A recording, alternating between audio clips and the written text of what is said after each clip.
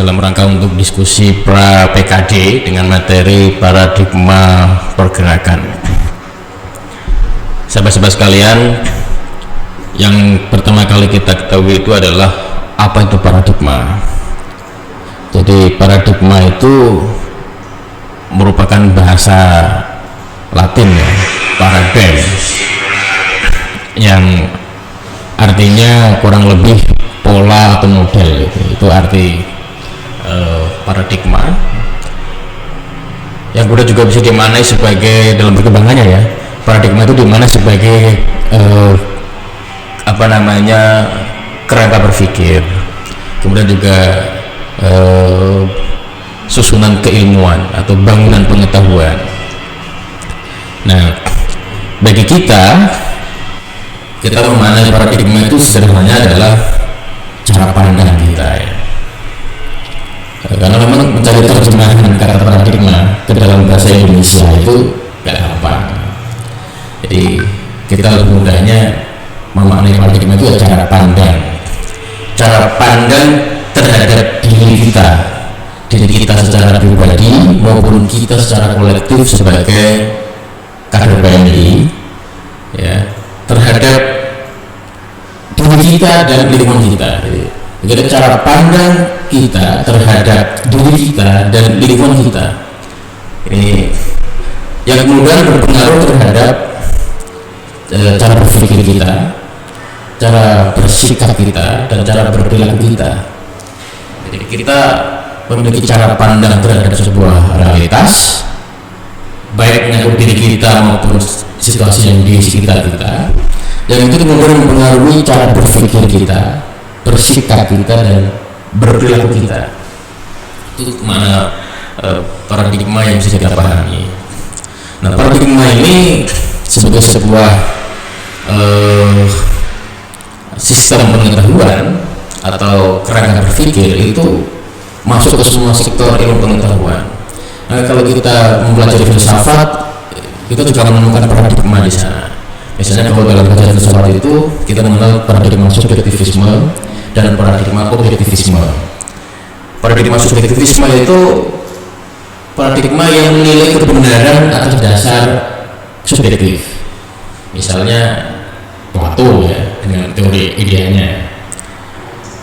Kemudian dikembangkan oleh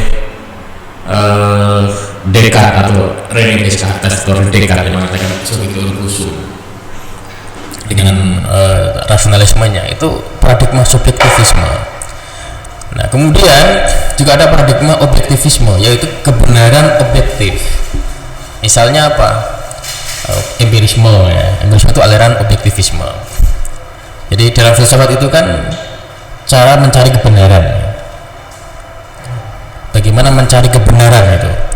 Orang subjektivisme akan mengatakan dia dengan konsep logikanya, dengan rasionalnya dia bisa menemukan kebenaran.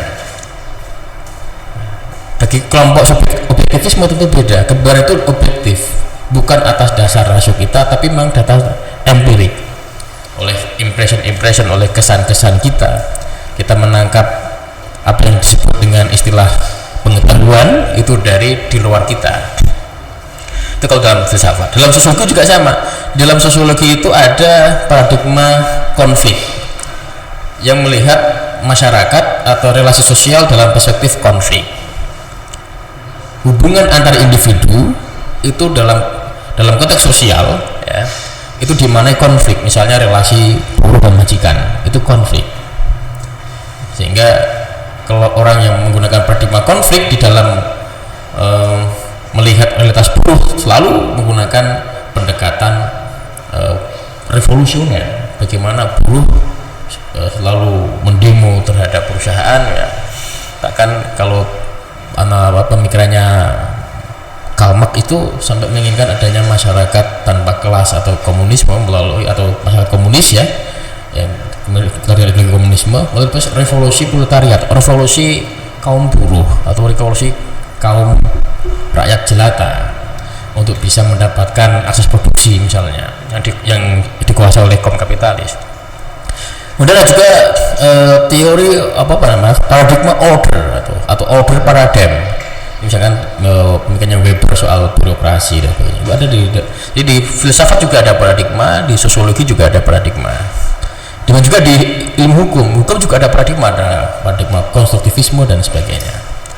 Di Islam juga ada, Islam mengenal beberapa paradigma ya di dalam, kalau kita memetakan kajian keilmuan di dalam Islam itu ada paradigma konservatisme misalnya ditanya soal kemiskinan,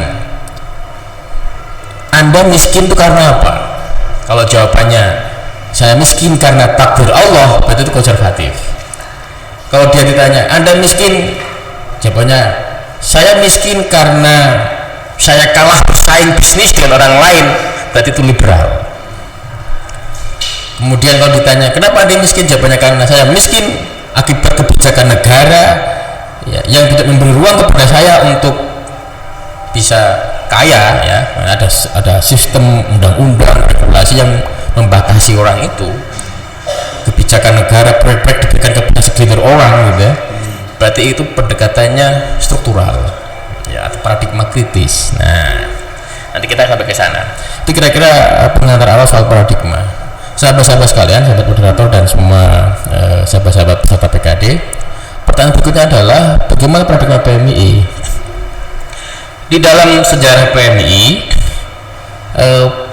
paradigma pergerakan itu mulai dibahas atau mulai dirancang itu pada masa kepemimpinan sahabat Muhammad Iskandar ya. Tahun periode jabatan atau masa khidmah kepengurusan 94 sampai 97. Caimin terpilih menjadi ketua umum PBB PMII Kongres di Samarinda tahun 94 sampai 97. Karena situasi politik waktu itu, negara Orde Baru, Pak Harto sangat kuat, sangat dominan, kemudian banyak melakukan penggusuran, kasus Kedung Ngombo ya, sebelumnya juga ya itu banyak sekali tindakan represif pemerintah dengan menggunakan aparat militer, sehingga membuat PMI ini kan sebetulnya secara sosial ada di kelas menengah ya. Jadi kalau kita menggunakan klasifikasi sosial, kelas sosial di Indonesia pada masa Orde Baru itu ada 3 kelas atas, kelas menengah, kelas bawah. Kelas atas itu isinya para pejabat, orang-orang yang ada di kekuasaan, kemudian pengusaha-pengusaha papan atas ya, yang bekerja sama dengan penguasa. Kemudian kelas menengah itu ya ormas, kaum akademisi, intelektual, aktivis, termasuk organisasi kepemudaan seperti PMII dan organisasi yang lain ya, itu ada di kelas menengah. Kemudian lapisan yang paling bawah adalah masyarakat umum. Nah ini jumlahnya banyak yang masyarakat umum ini. Nah pada waktu itu kebijakan negara atau Orde Baru itu sangat agresif dari atas ke bawah, menindas. Gak ada, ibaratnya itu gini, gak ada demokratisasi. Masyarakat kalau mau menyuarakan aspirasinya kok bertentangan dengan kehendak pemerintah, pasti akan dibungkam. Politik pada masa Orde Baru adalah politik rekayasa, pemilu selalu menang Golkar sehingga tidak ada ruang menyampaikan aspirasi secara merdeka.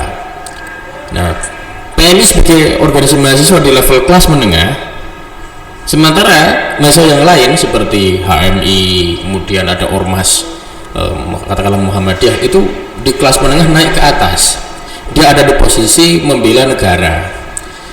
Maka posisi yang diambil oleh PMI pada waktu itu adalah masuk ke bawah. Maka Muhammad Iskandar kemudian mencetuskan paradigma namanya paradigma arus balik masyarakat pinggiran. Ini perlu dicatat ya, paradigma arus balik masyarakat pinggiran.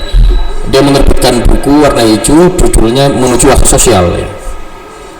Inti dari paradigma arus balik adalah bagaimana organisasi mahasiswa ini yang ada di kelas menengah ditarik masuk ke bawah, ke masyarakat, bergaul dengan masyarakat, melakukan gerakan melawan negara. Itu maksud dari arus balik ya.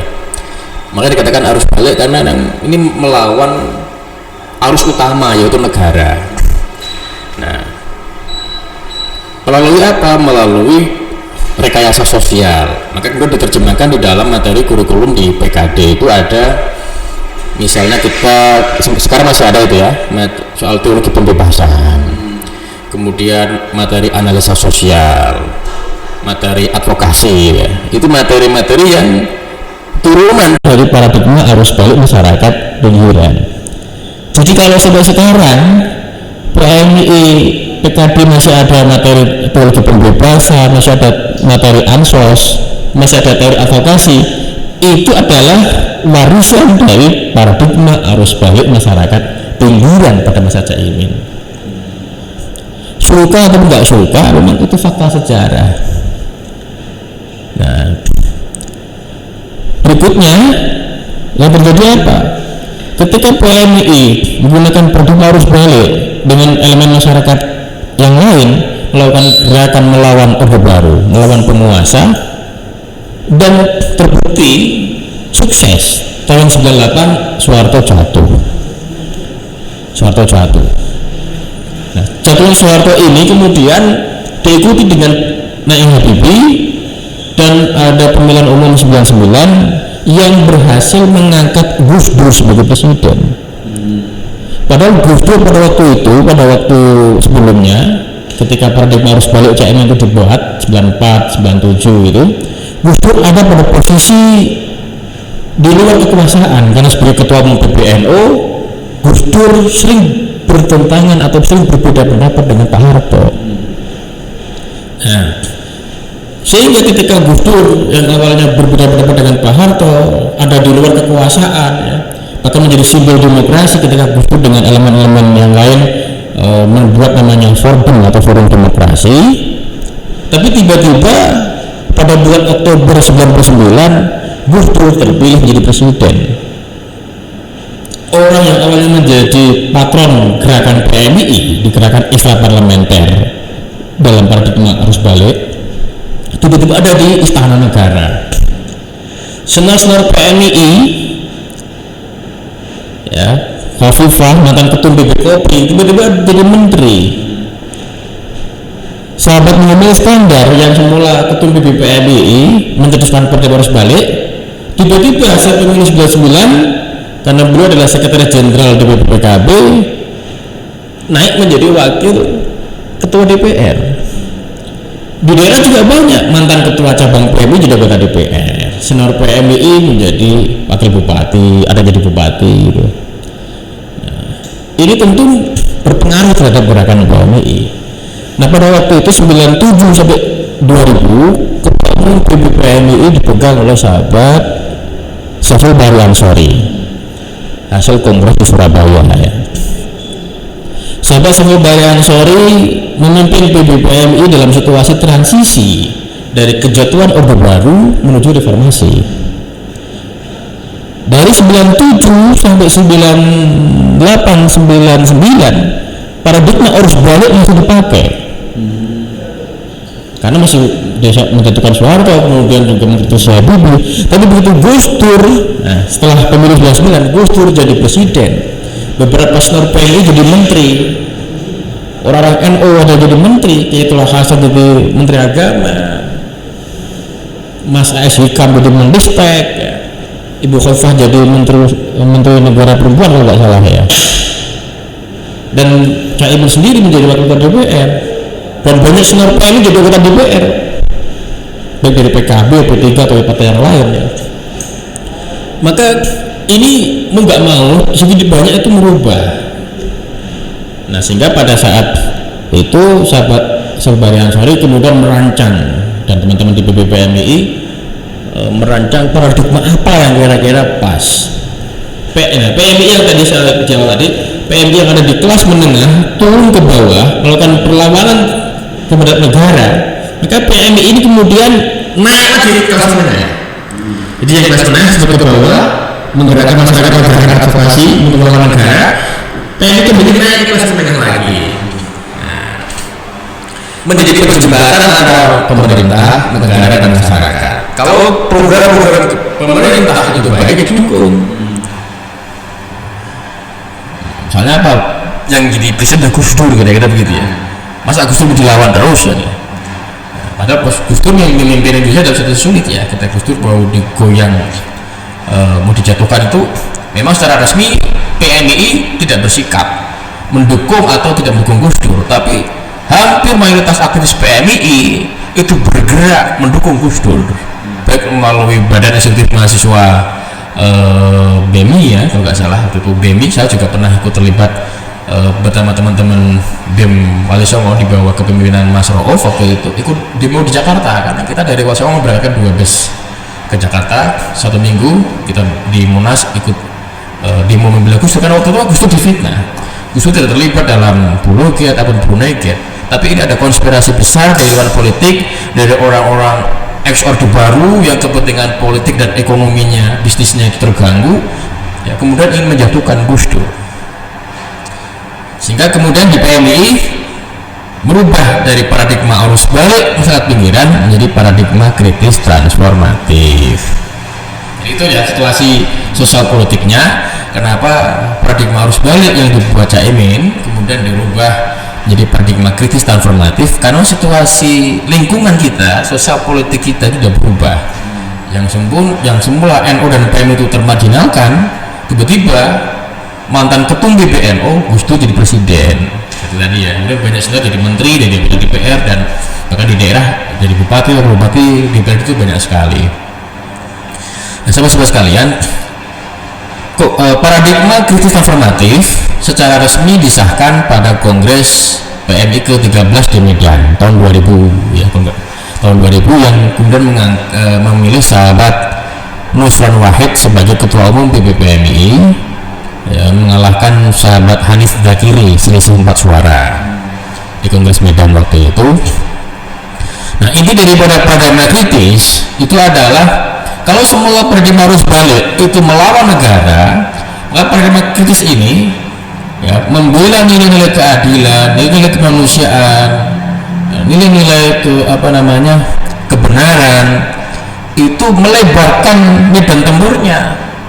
Objeknya tidak lagi negara, tapi juga kapitalisme global. Karena waktu itu peran IMF World Bank sangat besar dalam krisis ekonomi di Indonesia. Maka dilihat, ternyata aktor yang paling dominan yang mempengaruhi perubahan di Indonesia itu adalah World Bank, IMF, kekuatan internasional. Nah, kalau dilihat, maka paradigma kritis masuk ke sana, gitu loh.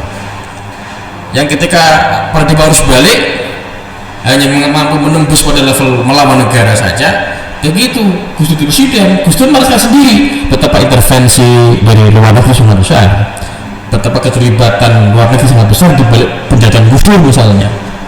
Berarti aktor-aktor yang selama ini mengganggu Indonesia itu ada di luar, justru malah luar negeri. Nah, ya.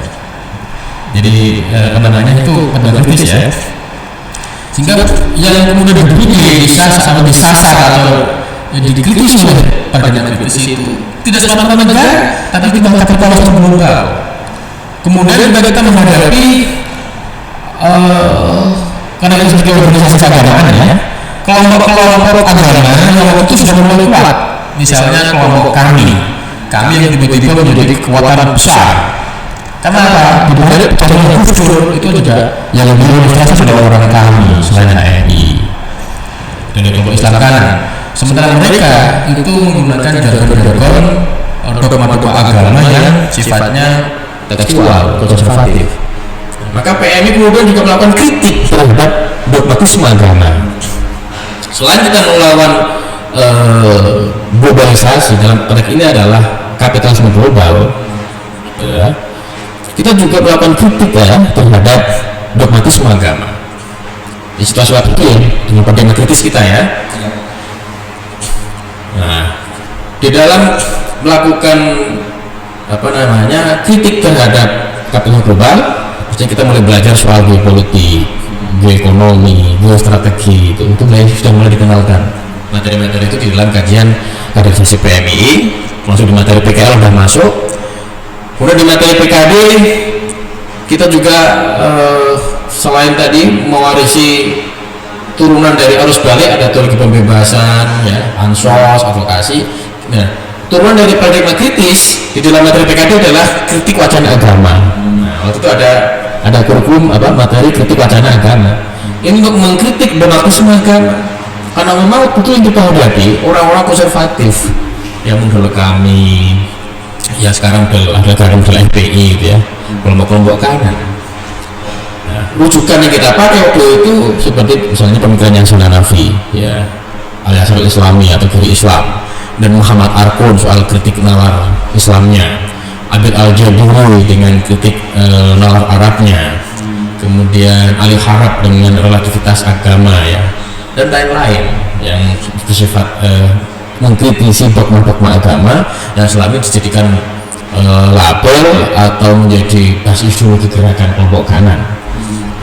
Yang ternyata ketemu dengan kelompok kapitalis global gitu. Nah, jadi yang disasar dengan pandangan kritis selain mengkritisi negara yang otoriter, karena itu Gus Dur jadi presiden nggak mungkin Gus Dur secara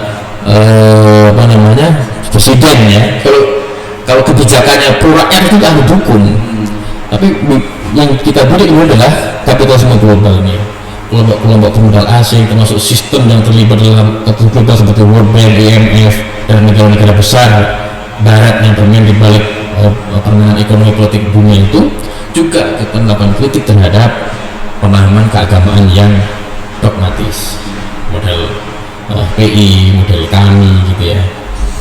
Itu kemudian ada kritik wacana agama, kemudian juga ada materi analisa wacana, karena untuk mengkritisi wacana-wacana yang cenderung menindas. Nah, di situ kita mendapatkan misalnya dari filsafatnya Foucault ya, kemudian Antonio Gramsci soal teori ekonomi itu dan lain-lain, atau post-strukturalisme model Levi-Strauss dan lain-lain. Itu kita bisa mengambil teori-teori filsafat maupun teori-teori sosiologi kritis seperti Habermas gitu ya, yang melakukan penjembatan Jerman Timur dan Jerman Barat, yang Jerman Barat itu kapitalis dan Jerman komunis ya, untuk didialogkan melalui masyarakat komunikatif atau emansipasi ya.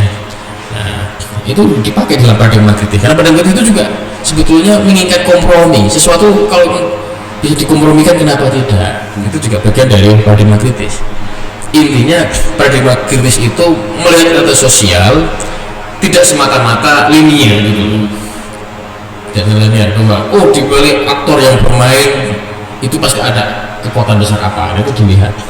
Kita bisa menggunakan tadi itu teori filsafat kritis, terutama postmodernis dan poststrukturalis, maupun sosiologi, maupun juga dalam sejarah studies ya. Tapi kemudian muncul kritik. Kenapa paradigma kritis itu menempuh jalan buntu? Kritik itu disampaikan oleh karena gini, sahabat pesawat itu kan lengser tahun 2003 di Kongres Putih Kartanegara yang memilih sahabat Malik Haromen. Nah, Malik Haromen ini mimpin PBPMI tahun 2003 sampai 2005. 2002 kalau nggak salah 2002 sampai 2003 ya, karena ketua cabangnya masih Richard waktu 2003. Nah, 2003 sampai 2005 itu sahabat Malik Haromen masih menggunakan paradigma kritis transformatif, tapi kemudian sudah muncul evaluasi atas paradigma ini. Evaluasi yang pertama, paradigma kritis transformatif itu menembus ruang kosong karena tidak bisa menjadi alat bagi PNI untuk bergerak sebagai aktor global karena kita sudah menghadapi globalisasi. Apa yang terjadi di Semarang pada hari ini, pada jam ini, pada waktu yang sama bisa diketahui oleh bangsa lain di dunia. Kita pagi ada di Semarang, siang kita ada di Australia, malam kita bisa ada di Jeddah, misalnya gitu ya. Besoknya sudah ada di Amerika. Betapa dunia itu sudah sangat dekat gitu. Oleh karena itu paradigma kritis dinilai oleh kepemimpinan Mas Malik Haromen itu belum cukup menjadi panduan bagi kader PMI untuk menjadi aktor global, karena yang dibutuhkan PMI adalah aktor global. PMI tidak cukup hanya sekedar menjadi advokat. Advokat itu dalam arti di sini adalah tadi itu melakukan gerakan advokasi. Karena advokat ada yang litigasi ya. Tidak hanya sekedar melakukan pendampingan pada masyarakat, itu boleh, itu baik, tapi nggak cukup sampai di situ. Kita gak hanya cukup melakukan advokasi terhadap buruh, petani, nelayan, tetapi yang dibutuhkan petani itu adalah bagaimana petani bisa meningkatkan SDM-nya, kemudian bisa mendayagunakan potensi lahannya, petani bisa mendapat akses untuk mendapatkan alat-alat produksi yang tepat guna, teknologi tepat guna. Dan buruh juga sama, buruh tidak hanya sekedar dilatih bagaimana dia melakukan kritik terhadap atau melawan bosnya, perusahaannya, bukan, tapi bagaimana dia bisa mendapatkan kesejahteraan dari kerja di perusahaan itu. Nah, kemudian paradigma kritis transformatif ini mulai dievaluasi. Nah, pada Kongres 2005 di Bogor terpilih sahabat Heri Azumi dari cabang Ciputat sebagai ketua umum PBPMI. Waktu itu sahabat Heri Azumi termasuk orang yang ikut mengkritik paradigma kritis transformatif, karena pada masa sahabat Malik Haromen, sahabat Heri Azumi itu menjabat sebagai ketua 1.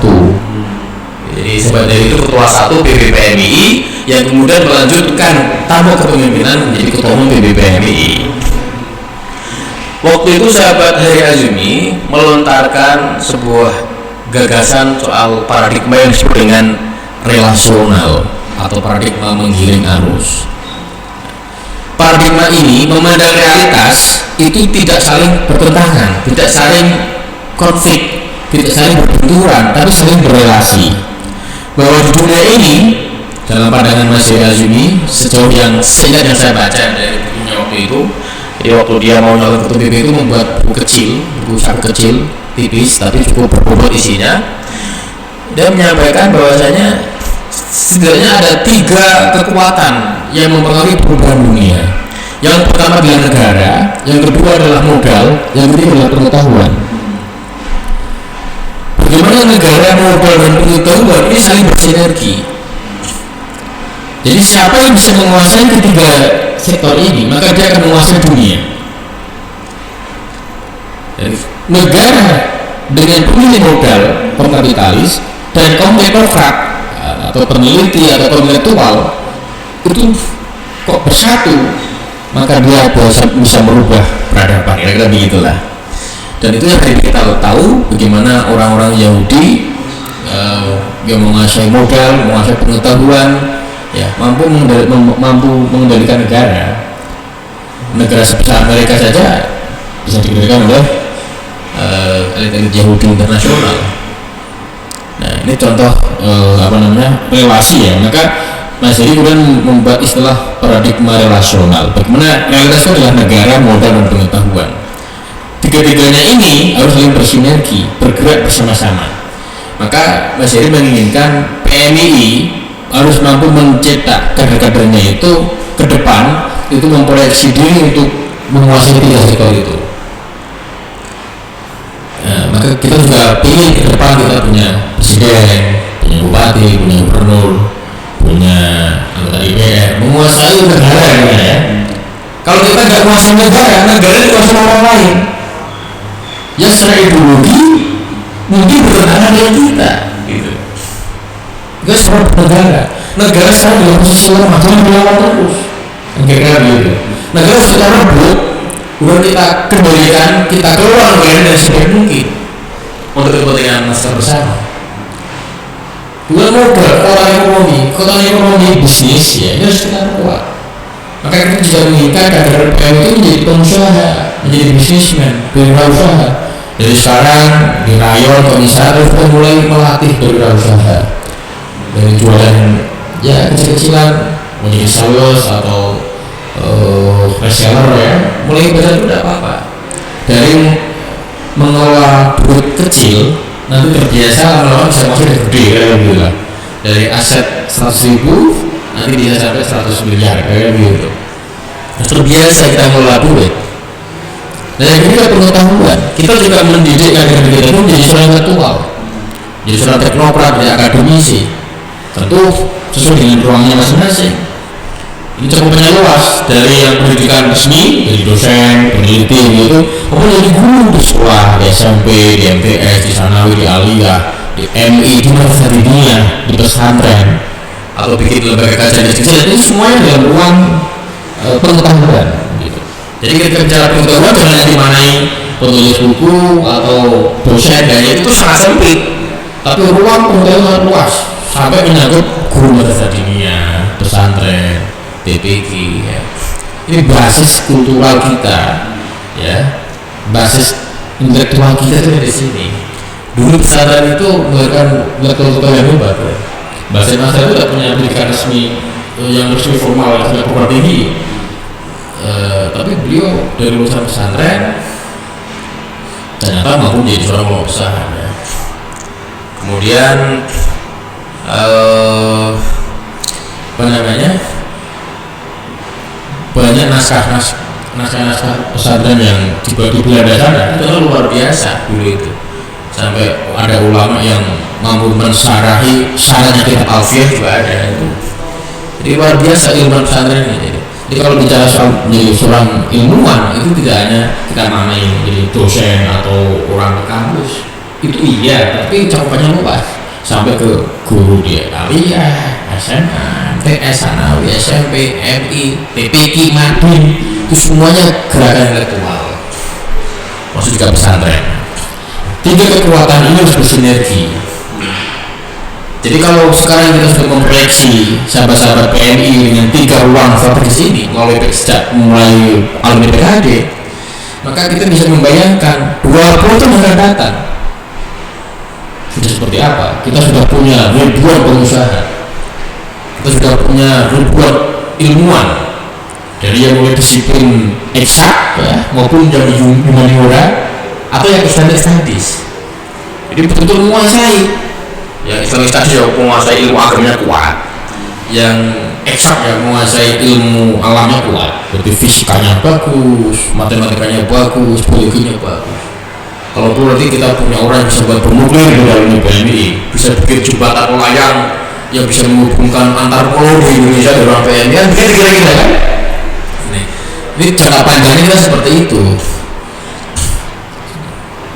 Jadi ada kalau sekarang kalau misalnya kita hanya fokus menjadi politik, kita menjadi seorang politisi ya, menjadi kepala, menjadi presiden atau menjadi bupati atau menjadi anggota DPR, sementara ruang modal dan pengetahuan yang kita garap itu juga bahaya.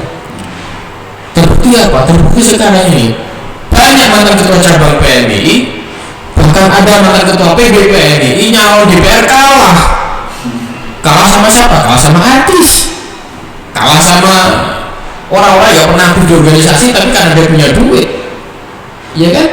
Karena real sekarang bicara politik masyarakat sekarang sangat transaksional, dia akan nyoblos siapa yang punya duit karena begitu. Nah kalau misalnya sahabat PNI itu banyak yang menjadi pengusaha, nanti kalau kita menyalon gubernur Jawa Tengah 2040 harus dari PNI misalnya gitu. Ini pengusaha kita ini udah banyak, kita udah punya ribuan pengusaha. Tinggal pengusaha-pengusaha itu memperkuat basis di daerahnya masing-masing untuk mengusung jago dari PNI. Kira begitu. Nah, yang kalau sudah menjadi penguasa, jangan mudah lupa. Nah, selama ini kita kritisi itu ada beberapa di senior kita itu kalau jadi penguasa itu kemudian ya agak lupa dengan visi besar PNI.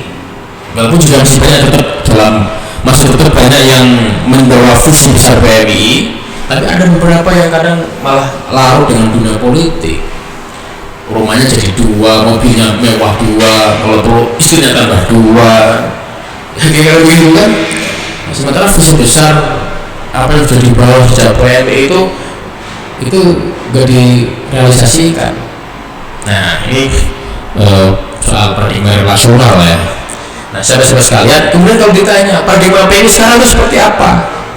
Kalau saya menjawabnya, setelah yang saya tahu, ya, saya ke kongres di Medan tahun 2008 dan kongres di Kalimantan Selatan tahun 2011. Setelah saya tahu, karena saya juga ikut sidang di Komisi B yang bidang paradigma dan kaderisasi,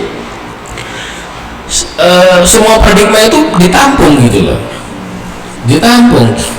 Walaupun yang apa namanya paradigma kritis ini juga banyak yang masih suka, paradigma relasional juga banyak yang suka, karena kemudian bagi kita sahabat-sahabat di cabang ini bisa memilih mana yang cocok buat cabangnya, mana yang diterapkan di cabangnya masing-masing. Kenapa? Karena tiga-tiganya ini adalah produk asli PMI. Paradigma arus baliknya Caimin, paradigma kritis transformatif maupun paradigma relasional, ini adalah produk anak kandungnya PMI, lahir dari sejarah PMI. Nah, ini nggak bisa kemudian, wah kita anti paradigma A, kita butuh paradigma B, semuanya bisa kita akomodir. Karena di cabang itu berbeda-beda. Cabang yang dimana di situ mungkin penguasanya otoriter, boleh pakailah paradigma arus balik kan begitu.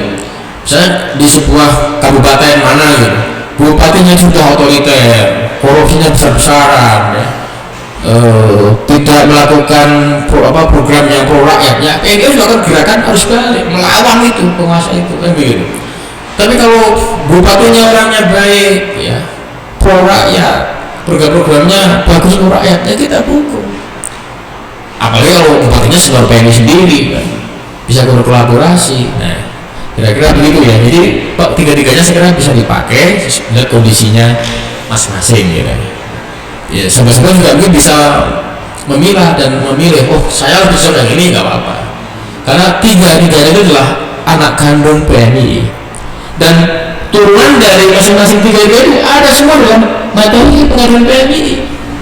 Harus balik tadi Caimin itu turunannya teologi kebebasan, analisa sosial, advokasi. Sampai sekarang masih ada tuh di PKB. Nah, paradigma PKT masih ada turunan materinya. Ada ketidakadilan agama, mungkin sebenarnya nggak dipakai ya. Kemudian analisa wacana, siapa lagi? Kemudian paradigma relasional, atau tadi apa? Geopolitik, ya geopolitik ekonomi itu ada di PKL. Kemudian relasional itu ada materi relasi kekuasaan negara. Terus kemudian bagaimana gerakan pembangunan berbasis maritim, ya, bervisi maritim. Kemudian lagi materi soal apa lagi ya, lobby bangun jaringan dan sistem multi-level strategi organisasi PMI itu turunan dari relasional. Saya kira tiga-tiga paradigma ini sebagai bagian dari sejarah PMI menyempurnakan perbuatan PNI dari era Orde Baru, kita melawan negara, dan era transisi reformasi khususnya presiden sampai era sekarang sebenarnya bisa dipakai dengan kondisinya. Nah, kalau saya secara pribadi bagi sahabat-sahabat di Wali Songo di Semarang, saya minta kepada sahabat-sahabat untuk belajar paradigma ini, karena sekarang sahabat-sahabat di PMI itu kayaknya langka yang bisa belajar menjelaskan paradigma ini ya. Masih agak langka, maka saya ingin saudara-saudara semua sebagai kampus dengan jumlah atau sebagai besar dengan jumlah kader PMI terbanyak di Semarang khususnya, itu mengadakan kembali diskusi itu, terutama soal paradigma dan yang lain-lain, materi PMI yang pokok itu dipelajari. Karena apa? Karena proses pergulatan paradigma ini sampai sekarang masih terus berjalan. Jadi dari tahun 2005-2006 eranya sahabat era Zuni sampai sekarang paradigmanya masih itu. Kongres di Batam waktu itu mau terjadi pertarungan ya antara pendukung paradigma kritis normatif dan pendukung rasional, mau voting. Saya menolak, jangan di voting. Kalau sampai di voting nanti berbahaya, PNI bisa terpecah menjadi dua ini, karena pendukung paradigma kritis normatif dan pendukung rasional. Terus bagaimana? Ya kita serahkan ke pleno aja di kongres. Nanti hasil pleno menyatakan kepada PBPNI, PB untuk membuat paradigma. Nah, PBPNI terpilih, ketua satunya sahabatnya nama Allah yang memberi pengadilan, saya tanya, bagaimana sikap PB menyikapi hasil kongres Batam itu? PB mengatakan kalau hasil kongres begitu, ya udah kita pakai paradigma yang lama saja. Artinya paradigma lama itu ya mulai dari arus balik, kritis normatif, yang rasional itu bisa dipakai sesuai dengan kondisinya. Walaupun untuk tren saat ini PB 3 periode terakhir ini saya lihat lebih mendorong ke paradigma kritis transformatif. Itu boleh-boleh saja, karena itu juga beda dari anak kandung PMI gitu. Kira-kira begitu ya. Bisa saya sampaikan. Apa ada dialog atau tidak? Ada dialog. Terima kasih. Assalamualaikum warahmatullahi wabarakatuh.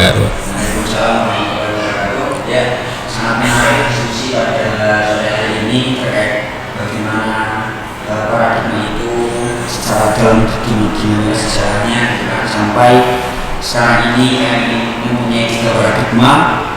Yang pertama, arus balik masyarakat pinggiran akhir pada masa Caimin ketika itu periksaan formatif, berakhir pada masa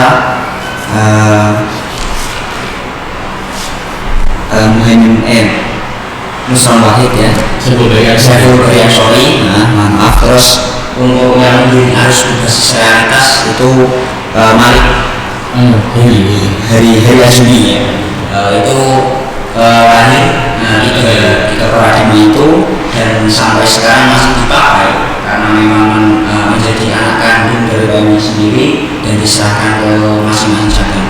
Mungkin langsung saja kita buka sesi dialog. Silakan untuk para peserta yang sudah bergabung di live komisariat bisa memberikan pertanyaan melalui komentar. Silakan ditunggu.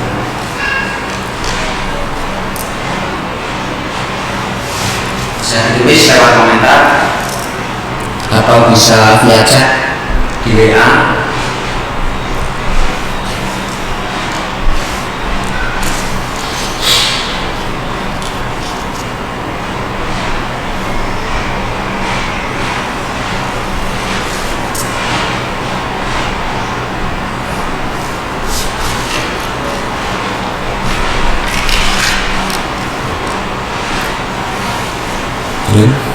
Belum tanya komen ya.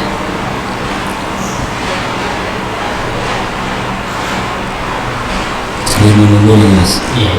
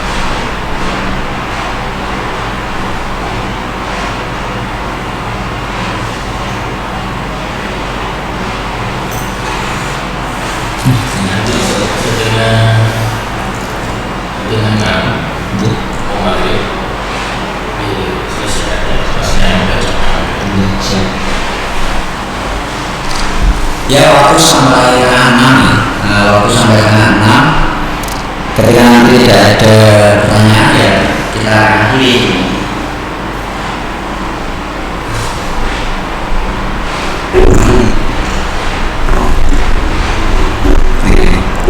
Ya, silakan untuk pertanyaan sampai setengah 6 sebentar lagi ya.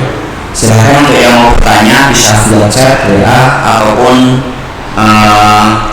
di kolom komentar.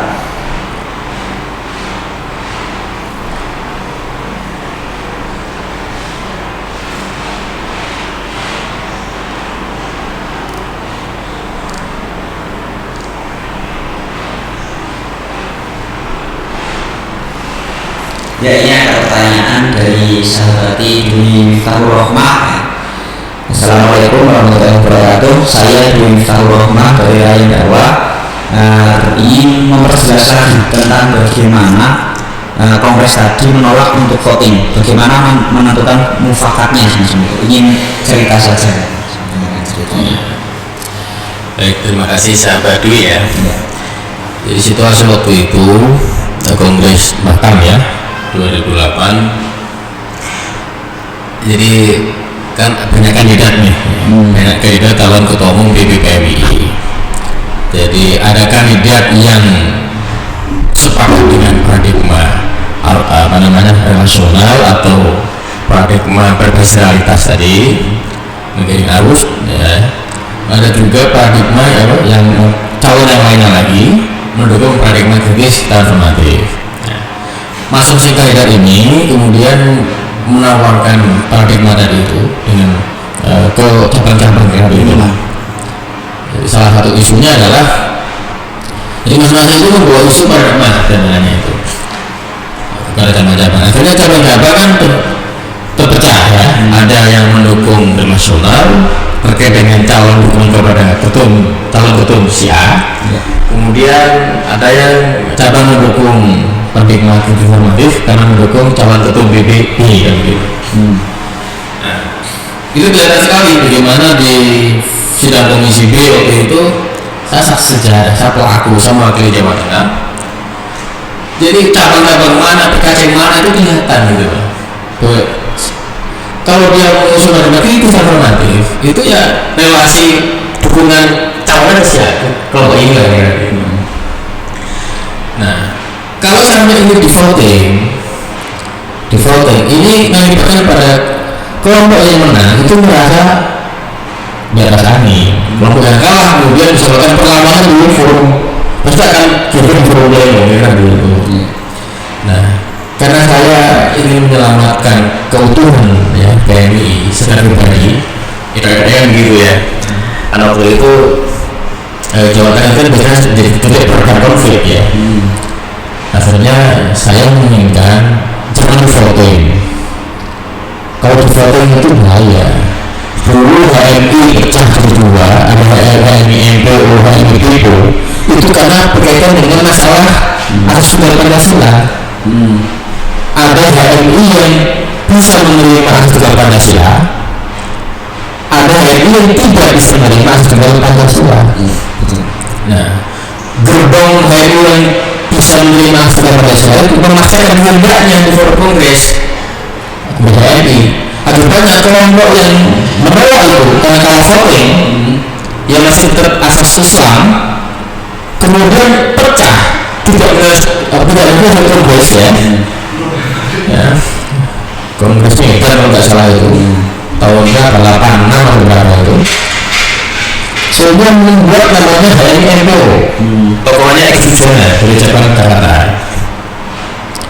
Keputusannya kemarin waktu Pilpres 2009 di rumah Kediaman Prabowo sempat menggerakkan revolusi berpower ya. Itu ketua cabang HMI Jakarta yang ikut kongres di Medan tahun 86 kalau nggak salah, ini coba dicek lagi. Dia menolak asas Pancasila, tetap ingin asas Islam. Nah, karena kelompok ini kalah di voting, akhirnya dia keluar di HMI yang kongres itu berpindah tadi yang namanya HMI MPO masih bernama organisasi. Jadi itulah aspek dulu pecahnya HMI di dua. Kalau situasi di Batam mungkin tidak sedramatis di HMI di Medan ya, karena HMI ada intervensi slow-slownya yang di pemerintahan Soeharto ya. Tapi setidaknya akan luka voting itu akan berdampak panjang bagi generasi PMI itu sampai puluhan tahun. Jadi masing-masing akan melakukan regimentasi ke kader-kadernya. Nah, karena bagi saya tidak menarik untuk memvoting paradigma kritis internasional karena itu adalah produk sejarah PMI sesuai dengan zamannya masing-masing ya. Diakui saja. Biar masing-masing cabang ya, atau nanti situasi kalau berubah kan berbeda lagi. Ya, kalau mungkin sekarang yang cocok ya situasi sekarang ini mungkin relasional mungkin ya. Saya sendiri mungkin lebih cenderung yang relasional, walaupun PB mungkin sekarang sudah cocok juga transformatif. Ya nggak apa-apa. Kalau nanti kalau mengatakan PB cocok kalau sebagai anak cemen juga nggak apa-apa. Jadi kan enak gitu loh. Kita punya 3 pilihan paradigma pergerakan yang maksudnya bisa digunakan sesuai dengan kondisinya yang berbeda sekali, cabang-cabang berbeda. Ada cabang yang belum cocok dengan nasional nggak apa-apa, ada cabang yang cocok dengan paradigma kritis nggak apa-apa. Memang secara lahiriah soal itu menciptakan perpecahan. Kok nggak sama ya nggak sama. Itu lah hasanahnya PNI. PNI kan seperti itu. Kita itu mengikuti NU kan dulu kan. NU itu kalau bersama kan sebenarnya kan berpendapat. Bagaimana hukumnya menyadap korpor? Hukum dasarnya kalau itu seperti apa?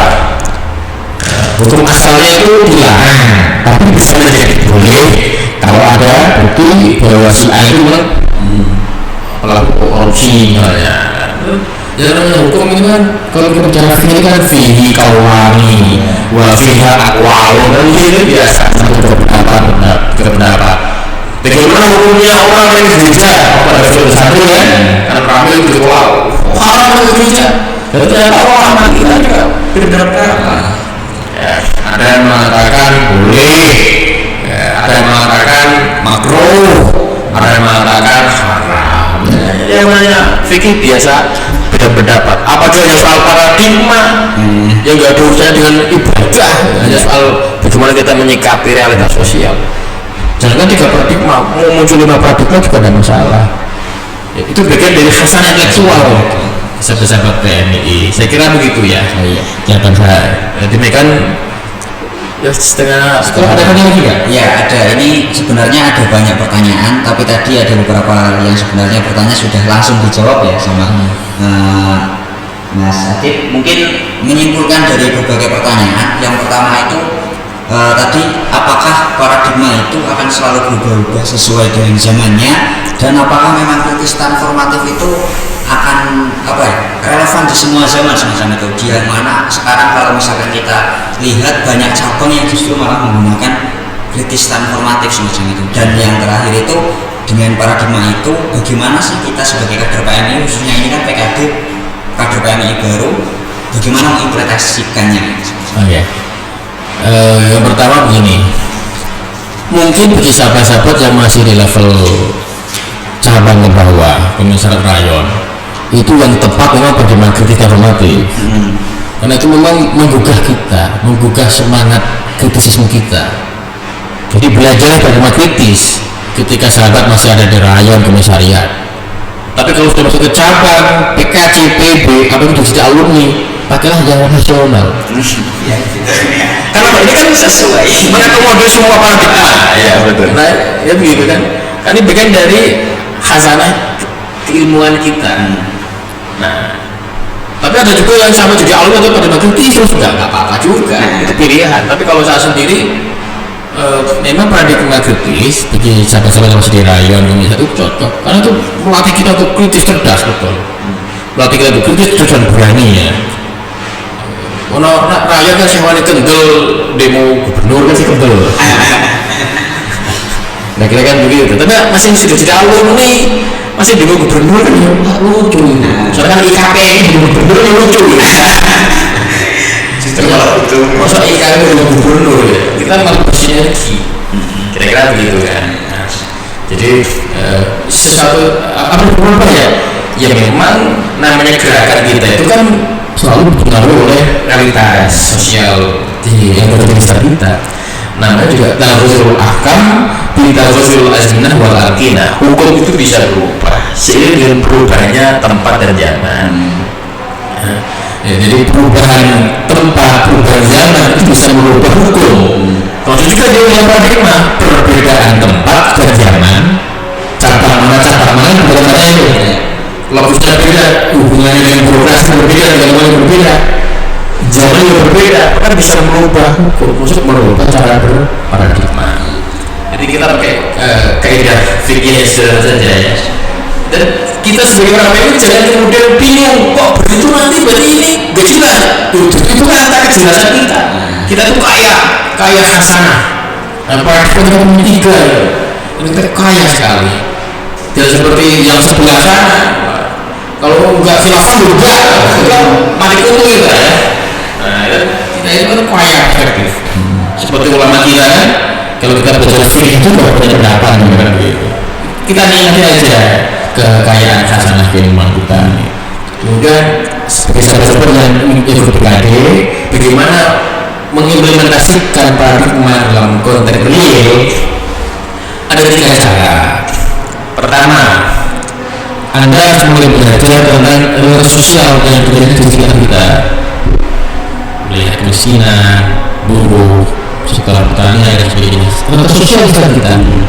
Ketika terjadi penindasan, pasti ada sistem yang membuat dia itu miskin. Ketika buruh yang menderita, pasti ada sistem yang membuat dia menderita. Itu ada pelajari. Jadi mempelajari realitas sosial. Itu yang pertama. Yang kedua, Anda mulai menggali potensinya apa? Mulai sekarang gali potensi. Kenali diri ini. Man arafana arafana. Kenali diri ini, maka akan mengenali Tuhan. Maksudnya di sini kenali dirimu, potensimu apa? Kamu ke depan mau jadi apa? Nah, dirancang gitu sekarang dari PKD. Oh, saya ini potensinya di bidang kepenulisan. Berarti ke depan saya jadi seorang jurnalis, jadi seorang intelektual, penulis. Nah, sekarang belajarlah menulis, masuklah ke LPM. Kalau syariah judisial, kalau tarbiyah edukasi, kalau kemudian misi apa dia ya, kalau dakwah misi dan sebagainya, masuklah ke situ untuk pengembangan bakat di bidang kepenulisan. Kalau sampai misalnya mempelajari usaha ini punya keahlian bakat dagang, dewa usaha, saya menjadi seorang pengusaha sukses, maka mulai sekarang masuklah Kopma, belajarlah di Kopma. Itulah pentingnya kita menguasai intrakampus. Karena PNI nggak mungkin memfasilitasi semua itu. Bikin lembaga penerbitan, bikin lembaga koperasi, kan kita juga punya keterbatasan. Maka masuklah ke Kopma, belajarlah usaha di Kopma. Kemudian kalau ingin menjadi seorang pemimpin, bupati, presiden atau menteri atau DPR, belajarlah politik. Masuklah ke intrakampus, mulai bergaul jadi dengan para aktivis, itu ya. Kalau mau jadi seorang seniman ya, belajarlah seni apa saja, seni teater, seni hadroh, seni musik. Karena juga penting kalau pengen punya grup band, ini penting juga ya. Jadi seorang aktor ya, masuklah ke teater. Kalau syariah kita terasa, kalau tarbiyah Bita ya, usul metafisis, dakwah ada teater apa dulu tuh, wadas dan lain-lain. Fakultas yang baru-baru saya nggak hafal, kalau yang lama saya hafal. Dan lain-lain gitu.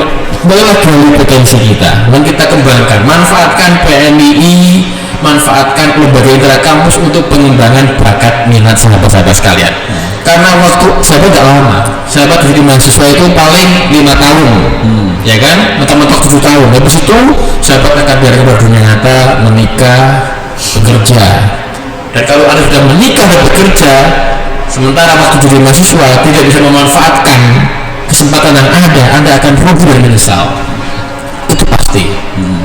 Nanti akan melihat teman-teman seusia sebarengan dengan Anda, kalau ternyata sekarang sudah menjadi ilmuwan, sudah menjadi seorang pengusaha. Karena memang dari mahasiswa sudah merintis itu. Bukan lagi dirintis ketika sudah punya anak satu, lagi anaknya butuh susu di depan kaca, mikir bisnis kan, terlambat itu. Harus dipikir dari sejak PKD ini. Kenapa dulu ya? Selesai apa? Ya sudah. Mungkin kita cukupkan saja karena waktu sudah maghrib.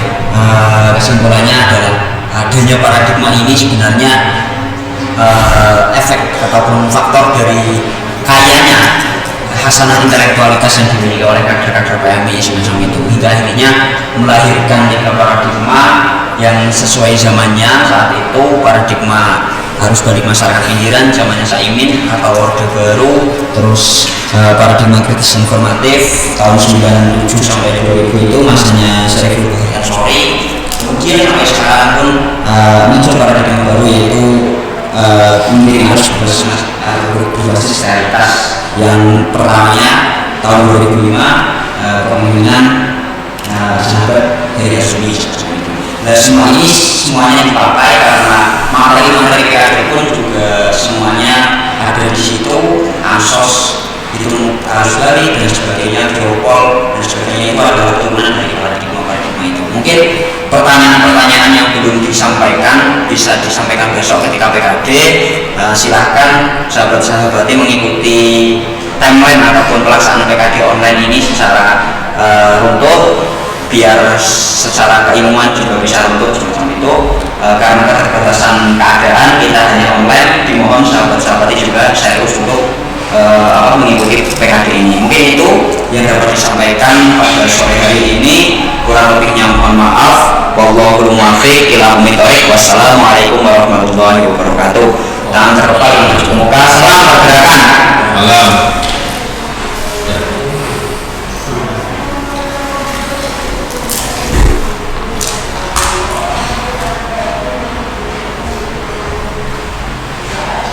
Ini